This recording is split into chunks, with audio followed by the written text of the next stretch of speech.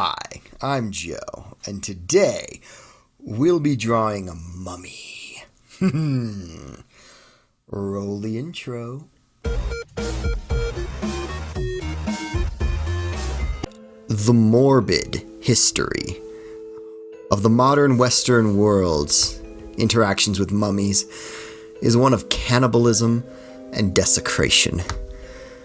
Prior to the 20th century, mumia was treated as a medical ingredient throughout Greece, Persia, Arabia, and Europe. Renaissance painters considered it a useful coloring agent in their paints, and by the 1800s, mummy unwrapping parties had become the macabre social diversion of the Victorians. The idea of the mummy's curse began sometime before this, but it was the discovery of Tutankhamun's tomb in 1922 that led to such curses defining the public conception of the mummy. As film brought these mummies' curses into the public discourse with varying degrees of success, the modern mummy became something more than simply the preserved remains of a culture long past.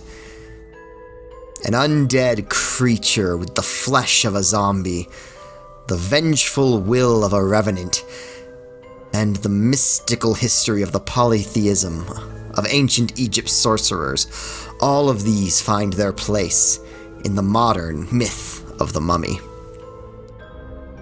"Evelyn, my dearest, wake up and answer me. Did you wear that strange flower today?" whispered Forsyth, putting the misty screen away. There was no need for her to answer, for there, gleaming spectrally on her bosom, was the evil blossom, its white petals spotted now with flecks of scarlet, vivid as drops of newly spilt blood.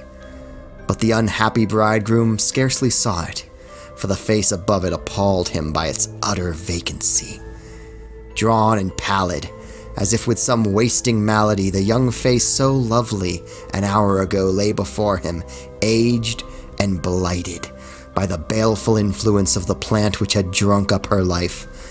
No recognition in the eyes, no word upon the lips, no motion of the hand, only the faint breath, the fluttering pulse, and wide-opened eyes betrayed that she was alive. Alas for the young wife, the superstitious fear at which she had smiled had proved true. The curse that had bided its time for ages was fulfilled at last, and her own hand wrecked her happiness forever.